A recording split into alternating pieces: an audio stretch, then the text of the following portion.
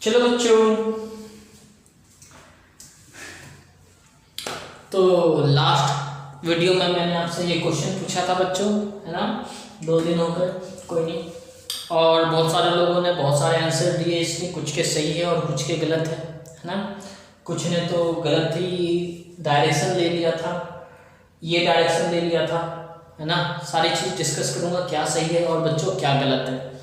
देखो, हमसे पहले क्वेश्चन में कहा क्या है वो समझते हैं, फिर क्वेश्चन को करते हैं और देखते हैं साथ ही साथ आप लोगों ने क्या क्या गलतियाँ भी की हैं बच्चों, है ना। अच्छी बात ये है कि दोबारा से बनाना पड़ रहा है ना, ताकि आपकी गलती भी मैं डिस्कस कर सकूँ आपके साथ यहाँ पे। चलो कोई नहीं। The thermodynamic process is shown in the figure.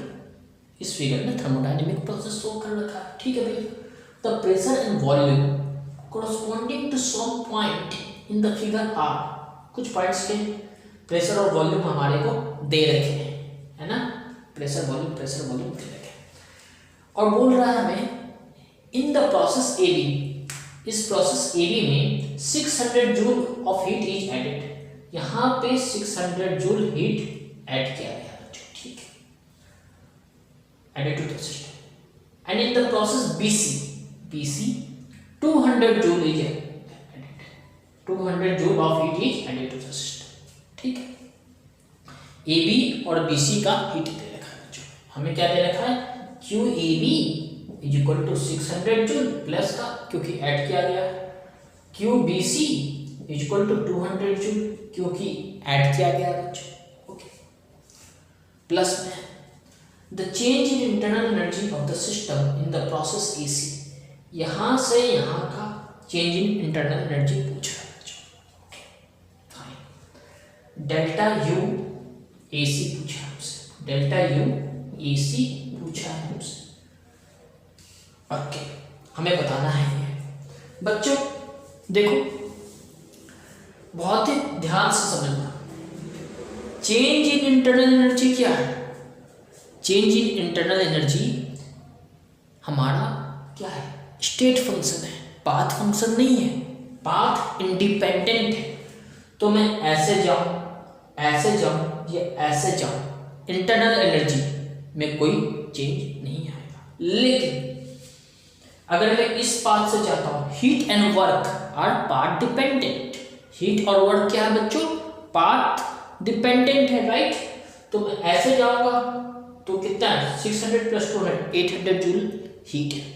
लेकिन अगर मैं ऐसे जाऊंगा बच्चों तो हीट कुछ और आएगा, अगर ऐसे जाऊंगा तो हीट कुछ और आएगा बच्चों, क्योंकि हीट क्या है, path dependent. Similarly work is also path dependent, work भी क्या है बच्चों, पाथ डिपेंडेंट है। इस वाले पाथ के लिए अलग वर्क होगा, इस वाले पाथ के लिए अलग वर्क होगा, इस वाले पाथ के लिए अलग वर्क होगा। 3 पाथ है, तीनों पाथ के लिए सी पे पहुंचने के लिए अलग अलग वर्क है ना। तो बच्चों हमें डेल्टा यू ए सी निकालना है। डेल्टा यू के लिए कोई भी प्रोसेस के लिए फॉर्मूला था M C V delta T, लेकिन सी वी के लिए कुछ दे ही नहीं रखा बच्चों। दूसरा क्या था, फ्लॉट। First law of thermodynamics use कर सकते थे बच्चों, फ्लॉट का यूज करके हम लिख सकते हैं delta U is equal to Q minus W. ये क्या है, ए सी है ना। हम इसको ए बी सी भी लिख सकते हैं, है ना। ए बी सी हमें गिवन है, ये भी क्या लेंगे फिर, ए बी सी। जिस पाथ का हीट उसी पाथ का क्या लेना होगा बच्चों, वर्क डन। ऐसा नहीं कि आप इस पाथ का हीट ले लो और इस पाथ का वर्क डन ले लो। वर्क डन निकालोगे तो इसका वर्क डन तो आएगा, लेकिन इसी पाथ का फिर हीट लेना होगा बच्चों। लेकिन हमें हीट किस पाथ का गिवन है, हीट हमें इस पाथ का गिवन है बच्चों, तो वर्क डन भी इसी पाथ का लेना होगा बच्चों। आगे बात समझ में, वर्क डन भी आपको इसी पाथ का लेना होगा। चलो पहले तो हम Q A B C calculate करते हैं। क्यू ए बी सी कितना हो जाएगा, 600 प्लस 200 800 जूल, ये तो हमारे पास है। हमें क्या कैलकुलेट करना है, डब्ल्यू ए बी सी। समझ में आ रही बात, हमें क्या कैलकुलेट करना है, डब्ल्यू ए बी सी। तो W A B C calculate करने के लिए मैं क्या लिखूंगा, W A B C.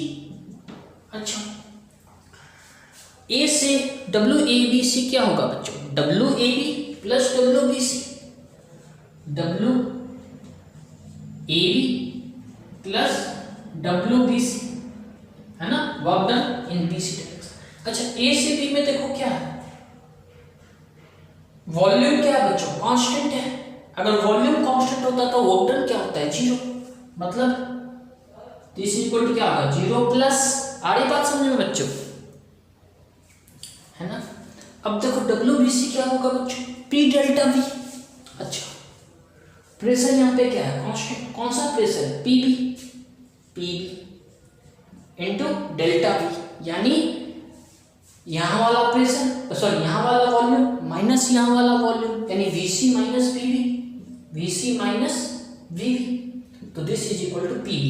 PB कितना है बच्चों, देखो PB कितना दे रखा है, ऊपर में दे रखा है PB कितना, 8 इंटू 10 की पावर 4, ठीक है। तो क्या लिखेंगे, 8 इंटू 10 की पावर 4, ठीक है।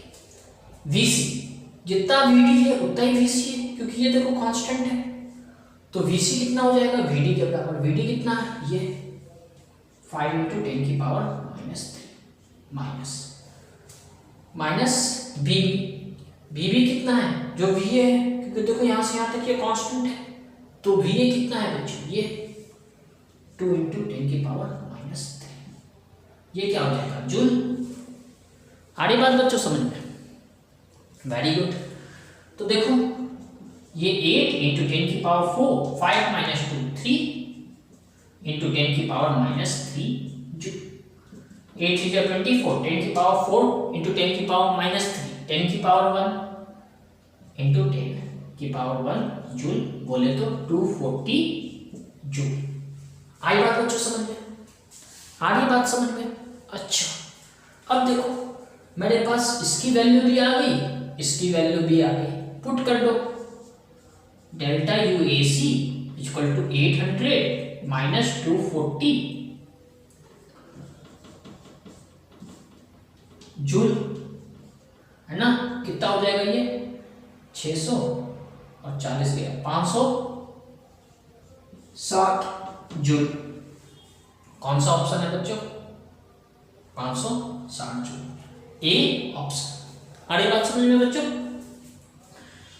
क्लियर है, सभी को समझ में आया क्या, आया ना, है ना। तो कोई ये गलती मत कर देना, हीट इस पाथ का दिया है, वर्क इस पाथ का ले गया, भैया ऐसा नहीं चलेगा। जिस पाथ का हीट उसी पाथ का वर्क, पाथ और हीट, सॉरी वर्क और हीट दोनों ही क्या है, पाथ फंक्शन है, लेकिन इंटरनल एनर्जी क्या है, स्टेट फंक्शन, चलेगा। इसका हीट अगर पता होता तो इसका वर्क निकाल के कर लेते हैं, लेकिन हीट इसका लिया था तो इसी का वर्क निकाला बच्चे। आई बात समझ में। चलो जिन्होंने गलती की थी, जो गलती की थी समझ में आ गया होगा, फटाफट से पॉज करके नोट कर लो, फिर चलते हैं अगले क्वेश्चन की ओर। Double time,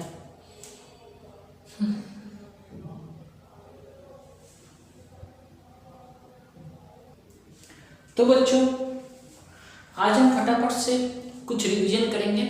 Carnot engine, heat engine, refrigerator, second law of thermodynamics, इसके क्वेश्चंस करने हैं बच्चों।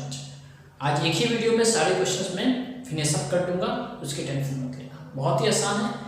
आपको पता होगा हीट इंजन, हीट इंजन में क्या होता था, हीट इंजन में क्या होता था, फटाफट से देखते जाओ। हमारे पास एक सिंक होता था, सॉरी सिंक लिखा, सोर्स होता था, सोर्स से हम हीट देते थे, है ना, Q1 हीट देते थे, Q1 हीट देते थे। यहाँ पे क्या होता था, कुछ वर्क डन होता था, है ना, इंजन को दिया, इंजन ने क्या करा, कुछ वर्क डन करा, और कुछ बाकी की हीट क्या करता था, वो रिजेक्ट कर देता था, किसको, सिंक को, है ना, सिंक को हीट रिजेक्ट कर देता था। अरे बात समझ में। सोर्स जो होता था T1 टेम्परेचर पे होता था, सिंक जो होता था T2 टेम्परेचर पे होता था। ये वाटर होता था और ये कोल्डर होता था बच्चों, ऐसा ही होता था ना। अच्छा, और यहाँ पे हम क्या लिखते थे, Q1 is equal to W plus Q2, यानी W is equal to Q1 minus Q2, यही लिखते थे बच्चों, यही होता था हीट इंजन में हमारा वर्क डन।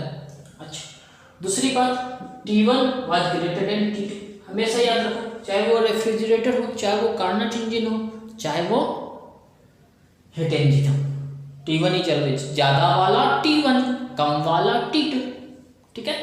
और उसके बाद हमने इसकी इफिशियंसी की भी बात की थी बच्चों। इफिशियंसी क्या थी, क्या बोला था, जितना आउटपुट मिला बाय जितना इनपुट दिया, ये इफिशियंसी होती है।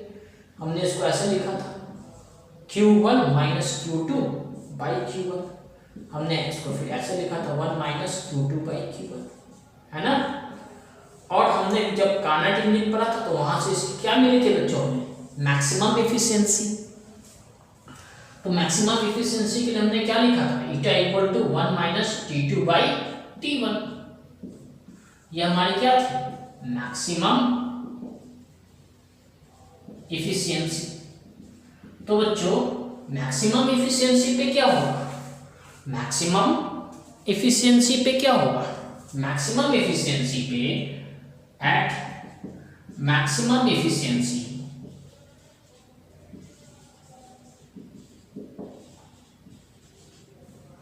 क्या, T2 by T1 is equal to Q2 by Q1। और इसी को हमने क्या बोला था, कार्नोट थ्योरम, याद है, T2 by T1 is equal to Q2 by Q1, इसी को हमने बोला था कार्नोट थ्योरम। क्लियर है बच्चों, सबको समझ में आई बात। ये बात थी हमारी हीट इंजन की, ये बात किसकी थी बच्चों, हमारी हीट इंजन की थी। क्लियर है, फटाफट से पॉज करके नोट करो, फिर चलते हैं रेफ्रिजरेटर और कार्नट इंजन पे।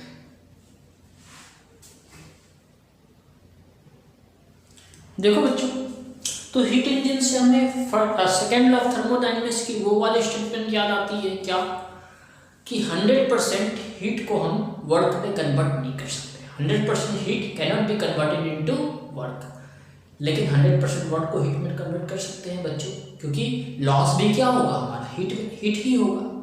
अगर मान लो वर्क को हीट में कन्वर्ट कर रहे हैं तो लॉस भी किस में होता है, हीट ही होता है ना। तो जितना आउटपुट हीट मिला, जितना डिजायर्ड हीट मिला, लॉस भी हीट है, 100% हीट कन्वर्ट होता है। लेकिन सेकेंड लॉ ऑफ थर्मोडायनेमिक्स कहता है 100% heat, sorry 100% work cannot be converted into, sorry 100% heat cannot be converted into work, 100% heat को वर्क में कन्वर्ट नहीं कर सकते, 100% हीट को वर्क में कन्वर्ट नहीं कर सकते। ये हमारा पहला स्टेटमेंट है। दूसरा क्या था बच्चों, कभी भी हीट कोल्डर बॉडी से हॉटर बॉडी की तरफ नहीं जाएगा विदाउट एनी एक्सटर्नल हेल्प, है ना। एक्सटर्नल एजेंसी के बिना कोल्डर बॉडी से हॉटर बॉडी की तरफ हीट नहीं जा सकता। उसके लिए हम क्या यूज करते हैं बच्चों, कंप्रेसर यूज करते हैं, कंप्रेसर, है ना। तो हम बात करते हैं रेफ्रिजरेटर की बच्चों, किसकी, रेफ्रिजरेटर की। बच्चों इसमें भी क्या होता है, हमारे पास एक सोर्स होता है ना, बीच में इंजन की जगह पे हम यहाँ पे लिखते हैं कंप्रेसर, और यहाँ पर फिर से हमारे पास क्या होता है, एक सिंक होता है। लेकिन यहाँ पे अब थोड़ा सा उल्टा होता है बच्चों, हीट का जो फ्लो होता है बच्चों थोड़ा सा उल्टे दिशा में होता है। यहाँ पे हम वर्क करते हैं बच्चों, कंप्रेसर क्या करता है, कंप्रेसर को प्रोवोक करते हैं, ये हीट Q2 निकालता है और Q1 इसको देता है बच्चों। आगे बात समझ में, Q2 हीट कहाँ से निकलती है, कोल्डर बॉडी से, कहाँ को जाती है, हॉटर बॉडी में। लेकिन उसके लिए हमें क्या करना पड़ता है बच्चों, बाहर से एक्सटर्नल वर्क करना पड़ता है। ये T1 टेम्परेचर, इसका T2 टेम्परेचर, यहाँ पर भी T1 is greater than T2, same as it is, है ना। अच्छा इसमें भी क्या करेंगे, देखो ये प्लस ये, यानी Q2 plus W is equal to Q1, यानी W equal to Q1 minus Q2, same as heat engine, जैसे हीट इंजन में था बच्चों। अच्छा हीट इंजन में हम बात करते थे बच्चों इफिशियंसी की, यहाँ पे बात करते हैं कोफिशिएंट ऑफ परफॉर्मेंस की। किसकी बात करते हैं, कोफिशिएंट ऑफ परफॉर्मेंस, है ना। इसको मैं लिखता हूँ बच्चों KC। अच्छा इसको हम ड्राइव किया था बच्चों, क्या आया था हमारा, याद है कुछ भी याद नहीं है। चलो कोफिशिएंट ऑफ परफॉर्मेंस हम कैसे निकालते हैं, देखो निकाला क्या हमने, Q2 by W, same way है ना। तो ये क्या हो जाएगा, Q2 by Q1 minus Q2 K, this is what coefficient of performance. अच्छा, मैक्सिमम कोएफिशिएंट ऑफ परफॉर्मेंस की बात करें तो मैक्सिमम कोएफिशिएंट ऑफ परफॉर्मेंस, तो बच्चों सेम वे में K इक्वल टू क्या हो जाएगा, Q2 की जगह पर T2, Q1 की जगह पर T1 minus T2, this is maximum coefficient of performance. आ रही बात समझ में बच्चों, आ रही बात समझ में, maximum coefficient of performance. Clear है? फटाफट से पॉज करके नोट करो, फिर एक बार रिवीजन करते हैं किसकी, कार्नोट इंजन की, कार्नोट साइकिल की। बच्चों अगला देखते हैं कार्नोट इंजन। कार्नोट इंजन में क्या करते थे, पहले कार्नोट साइकिल समझो बच्चों। पहले क्या करते थे, ये पी वी का होता था, पहले करते थे आइसोथर्मल एक्सपेंशन। आइसोथर्मल एक्सपेंशन पहला स्टेप क्या होता है कार्नोट इंजन में, आइसोथर्मल एक्सपेंशन, यानी P1 V1 T1 से P2 V2 T1, है ना। टेम्परेचर में कोई चेंज नहीं आता। फिर क्या करते हैं एडियाबैटिक एक्सपेंशन। फिर क्या करते हैं बच्चों, एडियाबैटिक एक्सपेंशन, ये क्या हो जाएगा P3 V3 और T2। फिर क्या करते हैं बच्चों, आइसोथर्मल कंप्रेशन। क्या करते हैं, आइसोथर्मल कंप्रेशन। तो ये वापस से क्या हो जाएगा बच्चों, P3 V3 T2, है ना, टेम्परेचर एकदम कांस्टेंट। फिर एडियाबैटिक कंप्रेशन। फिर क्या करते हैं बच्चों, एडियाबैटिक कंप्रेशन, है ना, वापस से। और ये प्रोसेस कैसा होता है बच्चों, साइक्लिक प्रोसेस होता है। प्रोसेस कैसा होता है, साइक्लिक, राइट। यही करते हैं इसमें हम, है ना। और कार्नोट थ्योरम वगैरह सब बता ही दिया। इसकी एफिशिएंसी क्या होती थी, इसकी एफिशिएंसी होती थी 1 minus T2 by T1। Carnot theorem हमने देखा था, क्या है, यही है कार्नोट थ्योरम, मैक्सिमम एफिशिएंसी के केस में कार्नोट इंजन के लिए। ठीक है, तो फटाफट से आप क्वेश्चन शुरू करते हैं इस पे, है ना। फटाफट से पॉज करके नोट करो, क्वेश्चन फटाफट से करेंगे आज। चलो बच्चों, पहला क्वेश्चन है, the efficiency of Carnot engine operating between the reservoirs maintained at temperatures 27 degree Celsius and -125 degree Celsius, है ना, not 125, it's 123 degree Celsius is. ठीक बात है बच्चों। तो ये क्वेश्चन है ना, हमसे पूछा क्या, एफिशिएंसी पूछा। एफिशिएंसी पूछा है हमसे, दो टेम्परेचर दे रखे हैं, ज़्यादा वाला कौन है, ये है, ज़्यादा वाला T1 होता है। और याद रखना, थर्मोडायनेमिक्स में जो भी फॉर्मूला हमने ड्राइव किया है सब किसके लिए है बच्चों, केल्विन के लिए। डिग्री सेल्सियस में दिया, केल्विन में कन्वर्ट करो। केल्विन इक्वल टू क्या हो जाएगा, ये 300 केल्विन।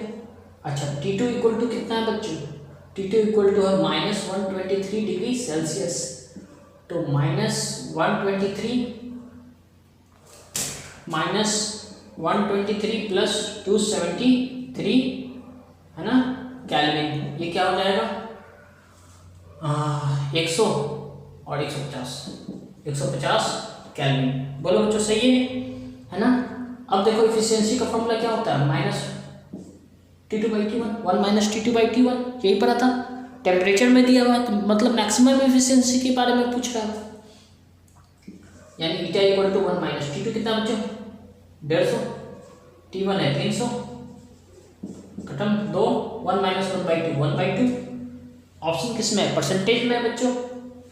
तो एफिशिएंसी इक्वल टू परसेंटेज में निकालने के लिए क्या करेंगे, फ्रैक्शन को 100 से मल्टीप्लाई किया, कितना आ गया 50%। ऑप्शन कौन सा है, ए ऑप्शन इज करेक्ट। आज थोड़ा स्पीड में है बच्चों, फटाफट से करो, है ना। पॉज करके नोट करो, फिर अगले क्वेश्चन पे चलते हैं। चलो बच्चों, अगला क्वेश्चन देखो, क्वेश्चन क्या कह रहा है। क्वेश्चन कह रहा है a Carnot engine has the same efficiency between this temperature and this temperature, the value of x is। कहने का मतलब क्या है इसका, कहने का मतलब क्या है बच्चों, थोड़ा समझो, एक मिनट। कहने का मतलब क्या है, कहना चाह रहा है क्या T1 इक्वल टू 800 केल्विन दे रखा है, T2 इक्वल टू 500 केल्विन दे रखा है बच्चों, है ना, है ना। और इसके लिए मैंने को ईटा 1 दे रखा है बच्चों, मान लेता हूँ इसके लिए एफिशिएंसी क्या है, ईटा 1। अब क्या है बच्चों, अब हमें दे रखा है T1 dash equal to x kelvin, T2 dash equal to 600 kelvin, इसके लिए ईटा 2 होगा बच्चों, है ना। हमें क्वेश्चन में गिवन है ईटा 1 इज इक्वल टू ईटा 2। इसका मतलब क्या होगा बच्चों, 1 ईटा 1 क्या है, 1 minus T1 by T2 is equal to 1 minus T1 dash by T2 dash. 1 से 1 कैंसिल, माइनस से माइनस कैंसिल, तो यहाँ से हम क्या लिख सकते हैं, T1 by T2 is equal to T1 dash by T2 dash, है ना। बोलो बच्चों, बात आ रही है समझ में, सबको आ रही होगी बात मेरी समझ में। चलो, तो T1 कितना है बच्चों, 800, T2 कितना है, 500। अच्छा, T1 डैश कितना है, x, और ये कितना है बच्चों, 600, राइट। ये 0 से ये 0 cancel, cross multiply, x equal to 6 से 48 00 बाई 5, काटो इसको, 5 9 जा 45 कैरी 3। देखो वैसे तो काटने पे 9 आ रहा है बच्चों, 9 केवल इसी में है, बाकी किसी में 9 नहीं है, तो ऐसे भी छोड़ सकते हैं, लेकिन पूरा सॉल्व कर लेते हैं आपके लिए। 5 9 जा 45 कैरी 3 0 30 5 6 30 5 0 0, देखो 960 कैलोरी आ गया। आई बात समझ बच्चों, आसान था ये, बहुत ही आसान था बच्चों, ऐसे पप्पू से क्वेश्चन आते हैं। देखो कह रहा था ना, अ कार्नोट इंजन है सेम एफिशिएंसी सेम है between this temperature and this temperature. दोनों टेम्परेचर में हमारे कार्नोट इंजन की एफिशिएंसी क्या है बच्चों, सेम है। सेम है तो हम ऐसे कर सकते हैं। फटाफट से पॉज करो, नोट करो, फिर चलते हैं अगले क्वेश्चन की ओर। चलो बच्चों, अगला क्वेश्चन है, a scientist says the efficiency of heat engine which operates at source temperature। Source temperature हमें दे रखा है, T1 हमें दे रखा है बच्चों कितना, 127 डिग्री सेल्सियस। केल्विन में कितना हो जाएगा बच्चों, 273 300 400 kelvin. And sink temperature 27 degree Celsius. 27 degree Celsius को केल्विन में कन्वर्ट करेंगे बच्चों 300 केल्विन। एफिशिएंसी दे रखी है, इसकी एफिशिएंसी भी दे रखी है हमें 26%। बोल रहा है चेक करके बताओ ये पॉसिबल है डाटा या इम्पॉसिबल है। साइंटिस्ट झूठ बोल रहा है या सही बोला। साइंटिस्ट का कहना है कि जो हीट इंजन है बच्चों, साइंटिस्ट का कहना है ये जो हीट इंजन है वो सोर्स टेम्परेचर 127 डिग्री सेल्सियस पे है, उसका सिंक का टेम्परेचर 27 डिग्री सेल्सियस है और इसकी एफिशिएंसी 26% है। क्या इसकी एफिशिएंसी सच में 26% है? इतनी हो सकती है क्या? देखो हम तो यहाँ पर टेम्परेचर की बात कर रहे हैं तो मैक्सिमम एफिशिएंसी की बात कर रहे हैं बच्चों। मैक्सिमम एफिशिएंसी क्या होती है, 1 माइनस T2 बाई T1। तो बच्चों यहाँ देखेंगे T2 कितना है मेरा 300, T1 कितना है 400। ये cut 4 minus 3 by 1 1 by 4। Percent में कन्वर्ट करो इसको तो ये आ गया 25%। मतलब मैक्सिमम एफिशिएंसी कितनी हो सकती है बच्चों, 25%। मैक्सिमम एफिशिएंसी कितनी हो सकती है, 25%। लेकिन साइंटिस्ट कितना बोल रहा है, 26%। भैया तू झूठ बोल रहा है। साइंटिस्ट क्या बोल रहा है, झूठ बोल रहा है। 26% नहीं हो सकता, मैक्सिमम है हमारी 25%। मतलब ऑप्शन क्या है, इट इज इम्पॉसिबल। ये पॉसिबल नहीं है बच्चों, झूठ बोलता है साइंटिस्ट, है ना। क्लियर है? फटाफट पॉज करके नोट करो, फिर चलते हैं अगले क्वेश्चन की ओर। चलो बच्चों, अगला क्वेश्चन है, efficiency of Carnot engine is 50%।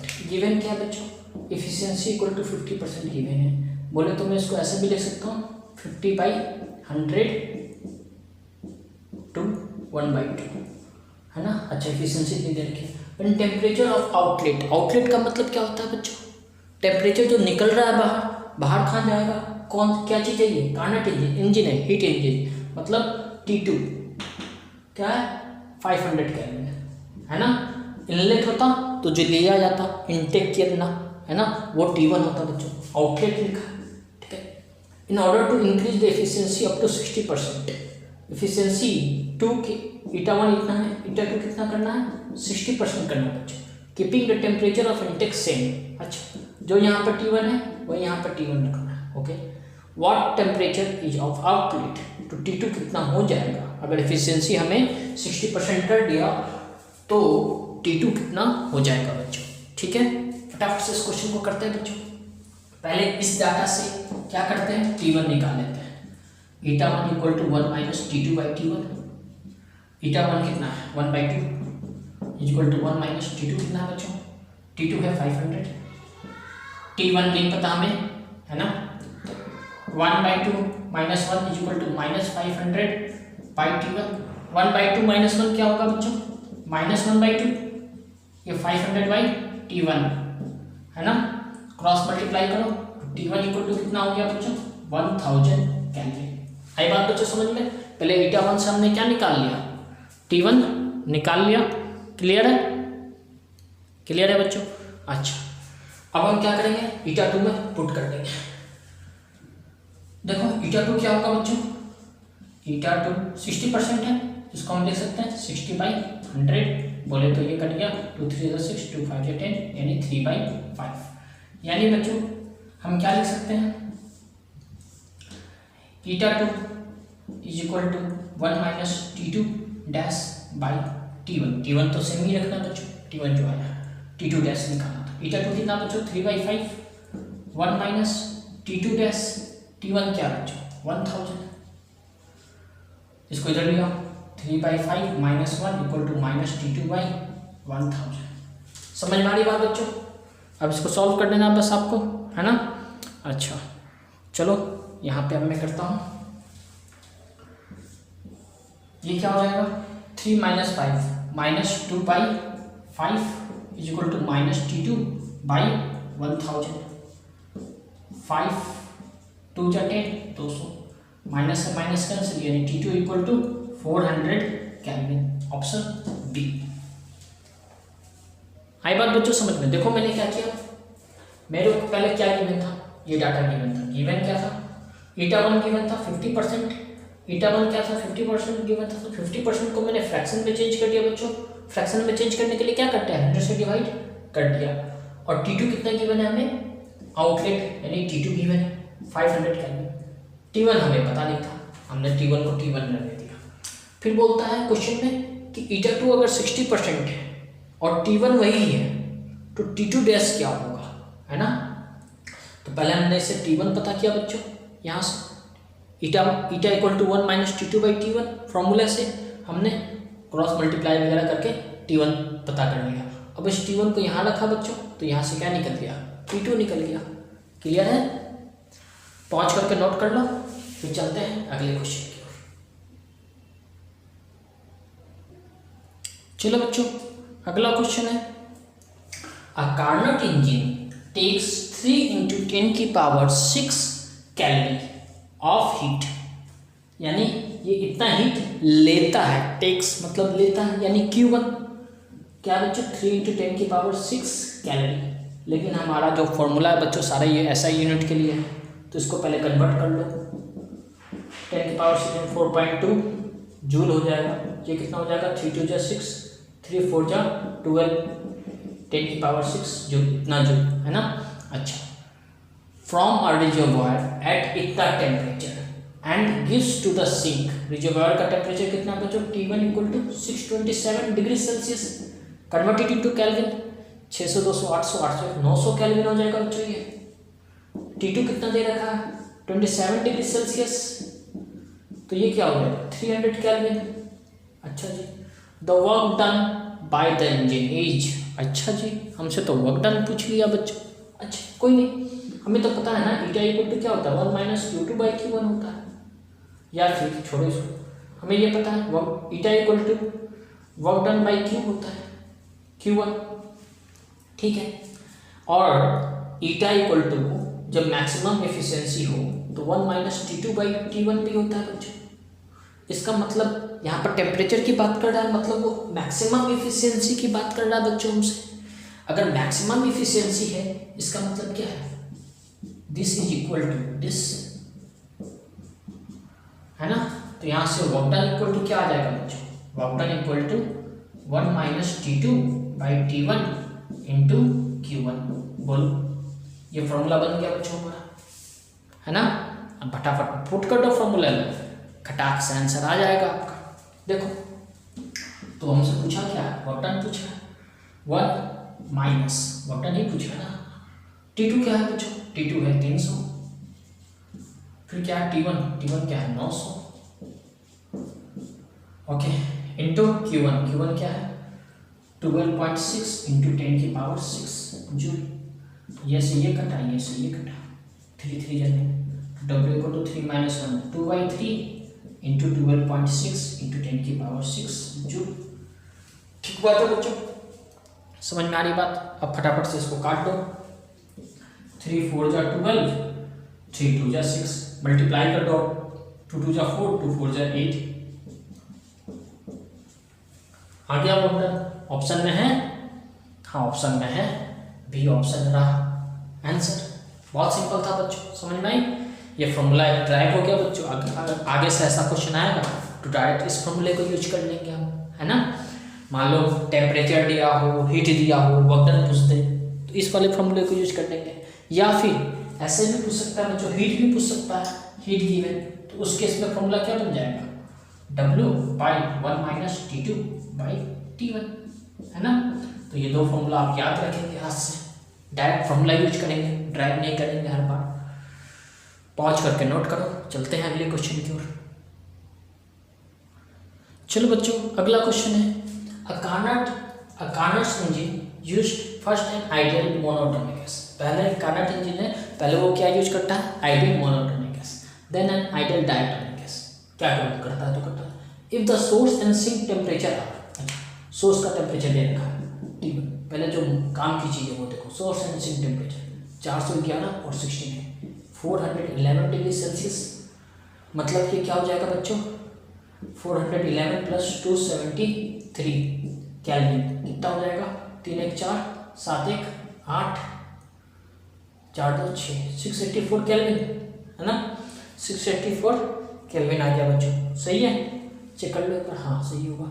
चलो T2 क्या है, 69 डिग्री सेल्सियस, इसको भी कन्वर्ट कर लो कैल्विन में, 69 प्लस 273 कैल्विन, तो ये कितना हो गया, 9 3 12 7 6 13 1 14 2 1 3 342 कैल्विन। अच्छा जी, और क्या गिवन है, respectively and the engine extracts, engine क्या करता है, एक्सट्रैक्ट करता है बच्चों, यानी हीट लेता है, इंजन हीट एक्सट्रैक्ट करता है मतलब लेता है, यानी Q1 1000 joule of heat in each cycle. अच्छा, पर साइकिल की बात कर रहा है, कोई नहीं 1000 जूल ही लिख देता हूँ, क्या है यहाँ पर भी तो क्या पूछा है, then the area enclosed by the curves, area enclosed by the PV curves, PV curve के द्वारा कौन सा एरिया होता है बच्चों, वर्क डन। देखो शब्द पकड़ने की कोशिश करो, क्या बोला है, the area enclosed bye PV curve, यानी ये पूछना क्या चाहता है, वर्क डन। आगे बात समझ में, क्योंकि area enclosed bye PV curve क्या होता है बच्चों, वर्क डन होता है। अच्छा, अभी अभी फॉर्मूला ड्राइव किया था वर्क डन के लिए, 1 minus T2 by T1 into Q। देखो बच्चों, इतनी बात कह के था क्या, सिंपल सा क्वेश्चन था। जिस बच्चों को यह ना समझ में आए area enclosed bye PV curve क्या, वो तो ड्राइंग करने लगेगा, ग्राफ बनाने लगेगा। बच्चों समझना चाहिए आपको, area enclosed bye PV curve क्या होता है, वर्क डन, सिंपल। चलो 1 माइनस T2 क्या है 342, T1 क्या है 684, Q1 क्या है 1000, ये से कट रहा है, हाँ कट रहा है, कितने बार में, 2 बार में, 1 माइनस 1/2 1/2 इंटू 1000, ये कट गया 500, यानी 500 जूल आ रहा है मेरा तो कितना आ रहा है बच्चों, 500 जूल। आपका भी देखो ऑप्शन है क्या, हाँ है C 500 जूल। आई बात समझ में बच्चों, बहुत ही आसान क्वेश्चन था, है ना। क्वेश्चन समझने में बस टाइम लगना था, करने में तो बिल्कुल टाइम नहीं लगना था बच्चों। जिसका कंसेप्ट क्लियर था वो आसानी से इस क्वेश्चन को कर सकता था, जिसका कंसेप्ट बहुधु है वो तो बहुधु ही है। चलो अगले क्वेश्चन पे चलते हैं। चलो बच्चों अगला क्वेश्चन है, a Carnot engine working between 300 kelvin and 600 kelvin. देखो एक कार्नट इंजन वर्क कर रहा है 300 केल्विन और 600। T1 क्या होगा बच्चों, ज़्यादा वाला टेम्परेचर हमेशा T1 होता है, तो ये 600 केल्विन T1 होगा। कम वाला हमेशा T2 होता है, 300 केल्विन, है ना। कार्नट इंजन है, हीट इंजन है। अच्छा, कोई भी रेफ्रिजरेटर होता तो भी यही होता है ना, वो तो इंजन है तो हमें एफिशिएंसी की बात करनी होती है, रेफ्रिजरेटर है तो कोफिशिएंट ऑफ परफॉर्मेंस की बात करनी होती है, राइट। चलो तो देखो है क्या, work output of 800, work done भी दे रखा है बच्चों, 800 जूल पर सेकंड, ठीक है। What is the amount of heat energy, heat energy supplied to the engine, heat energy supplied यानी Q1 पूछा, फ्रॉम सोर्स पर साइकिल में पूछा, कोई नहीं। अभी हमने फॉर्मूला ट्रैक किया था बच्चों, क्या ट्रैक किया था हमने, फॉर्मूला क्या ट्रैक किया था, जल्दी से बताओ, याद है, W बाई, बोलो यार, अरे यार देखो W is equal to 1 minus T1 by T2 into Q1 था, तो Q1 इक्वल टू यहाँ से क्या हो जाएगा, W by 1 minus T1 by T2, है ना।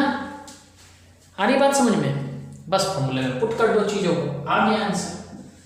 हमसे पूछा क्या है, heat supplied, what is the amount of heat supplied, है ना।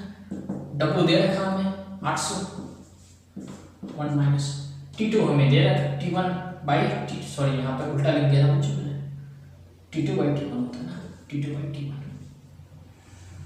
T2 बाई T1 यही होता है बच्चों, है ना। चलो फटाफट से पुट कर दो, T2 क्या है 300 और T1 क्या है 600, ये क्या जूल, ये कट 3 2 जा 6, तो Q1 इक्वल टू क्या हो जाएगा 800, 1 माइनस 1/2 जूल, ये क्या हो जाएगा 800 इंटू 2 जूल, बोलो तो 1600 joule per cycle, 1600 joule per cycle, option D is correct. आई बात समझ में बच्चों, ऑप्शन डी इज करेक्ट। बस फॉर्मूला पुट करो, आंसर निकालो इस टॉपिक से, तो ऐसे ही क्वेश्चन बनते हैं लल्लू पल्लू से। फटाफट पॉज करके नोट करो, फिर चलते हैं अगले क्वेश्चन की ओर।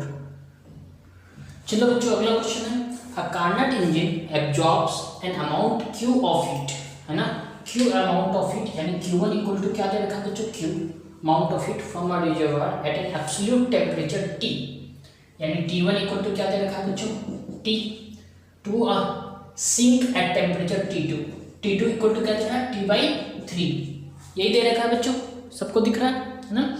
अच्छा पूछा क्या है, the amount of heat rejected Q2 equal to what. देखो बच्चों जब भी टेम्परेचर की बात करता है, मैक्सिमम इफिशियंसी की बात करता है, और यहाँ पे हमें कार्नट थ्योरम पता है क्या, Q2 by Q1 is equal to T2 by T1, है ना।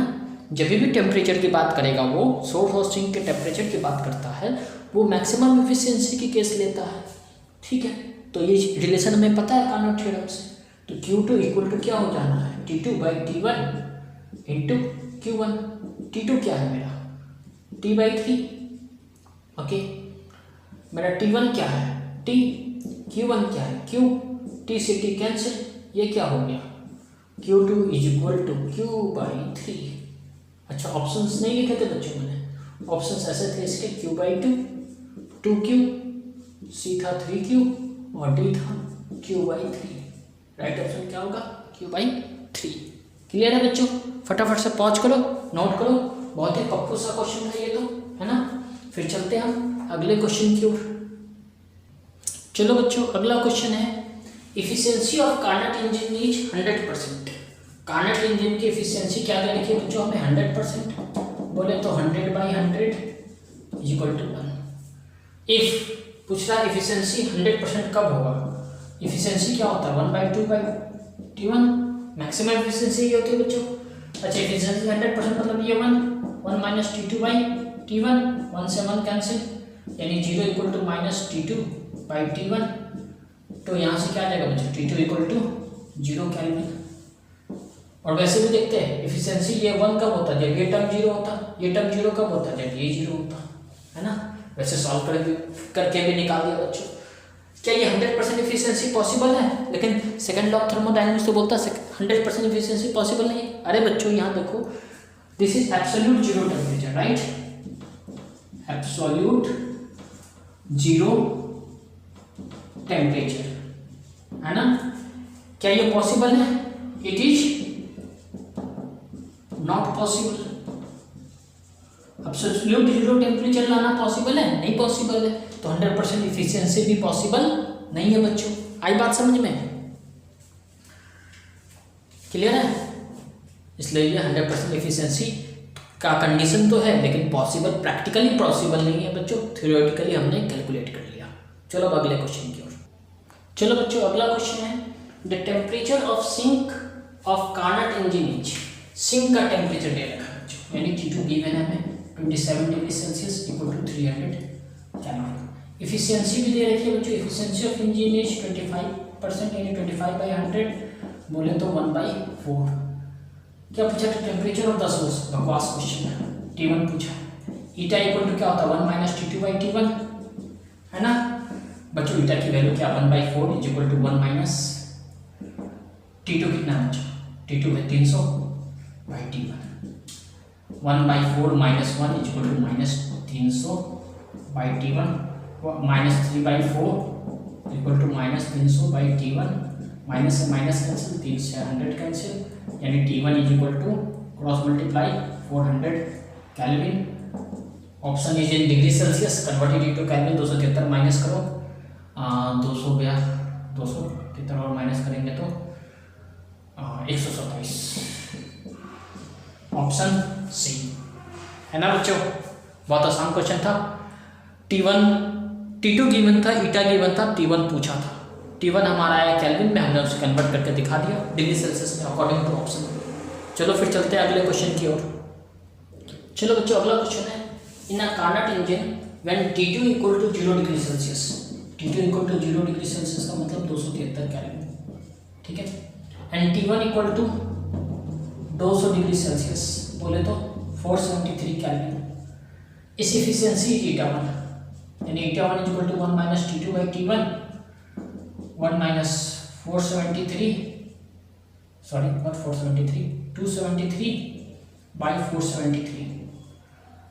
तो ईटा1 क्या आ गया बच्चों? 473, 200/473।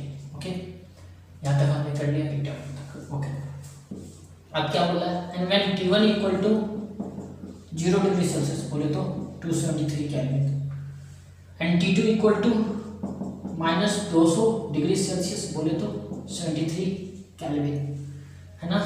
इस एफिशिएंसी इज ईटा2, यानी ईटा2 इक्वल टू 1 - T2/T1, 1 - T2 क्या बच्चों? 73, और ये 273। दिस इज 200/273, ठीक है यहाँ तक। देन व्हाट इज ईटा1/ईटा2? अब ईटा1/ईटा2, ये क्या हो गया? ईटा1 कितना है बच्चों? 200/473, उल्टा कर दो, 273/200, 200 से 200 गया, यानी 273/473। ऑप्शन कौन सा है? ये 200 मान लेता हूँ, ये 400 मान लेता हूँ बच्चों, तो ये कटेगा नियर अबाउट 0.5 के आसपास। ऑप्शन ए, यानी इसको जब सॉल्व करोगे बच्चों ये आएगा आपका 0.577। सॉल्व करके देख लेना।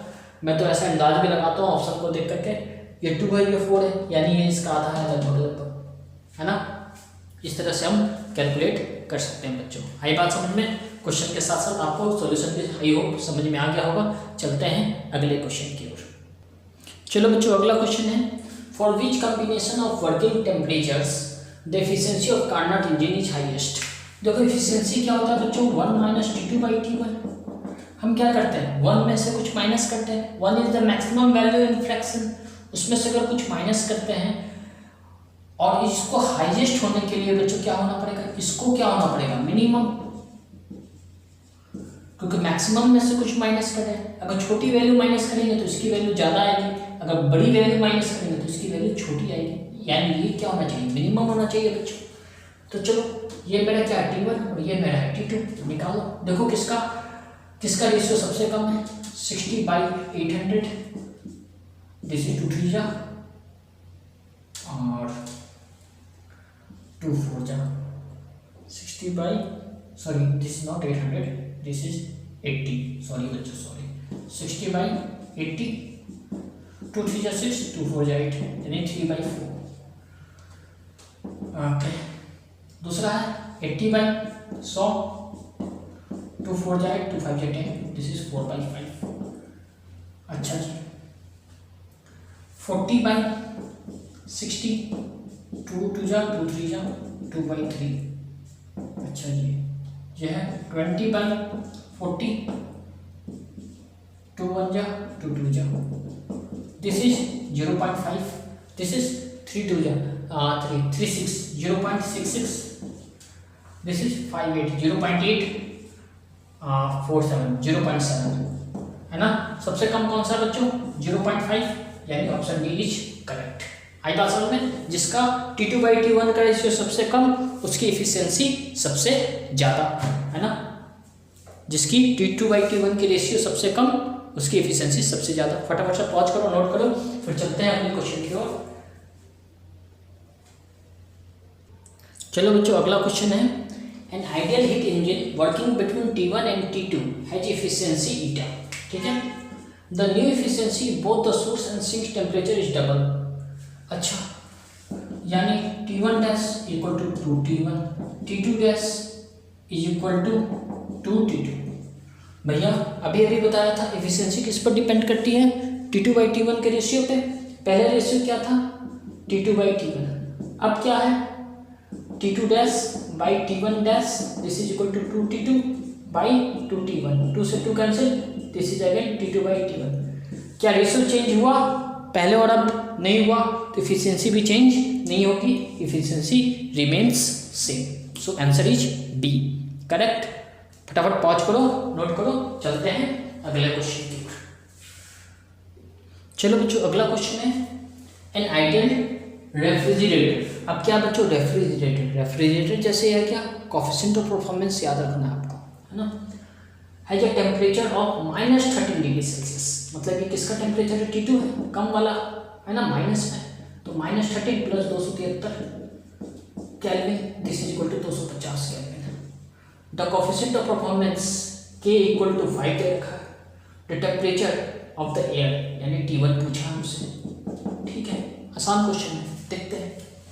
K इक्वल टू क्या होता है बच्चों? K इक्वल टू होता है T2/T1 माइनस T2, है ना। स्टार्टिंग में बताया था बच्चों, T2 क्या है मेरा? 250, T1 मेरे को पता नहीं, T2 मेरा फिर से 250। अच्छा, यानी 5 इक्वल टू 250/T1 माइनस 250। इसको काटो एक बार में, इसको 50 बार में, cross multiply, T1 minus 250 equal to 50। सही कर रहा हूँ बच्चों? सही सही बताना। हाँ, मिस्टेक हो गया बच्चों, सॉरी, ये 260 होगा, ये 260 होगा, सॉरी सॉरी सॉरी, ये 260 है, 260, जल्दबाजी में गलती हो गई, कोई नहीं, चलो। 5/5, 5/25, कैरी 1, 5 2 जा 10। सही बात है बच्चों,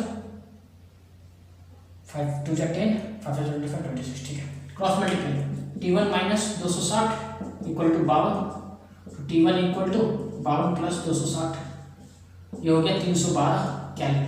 चेक करो ऑप्शन, 312 डिग्री सेल्सियस, केल्विन नहीं, केल्विन में डिग्री सेल्सियस में कन्वर्ट करो इसको। 312 में से 200 गया, 100 में से 73 कटा तो कितना बचेगा?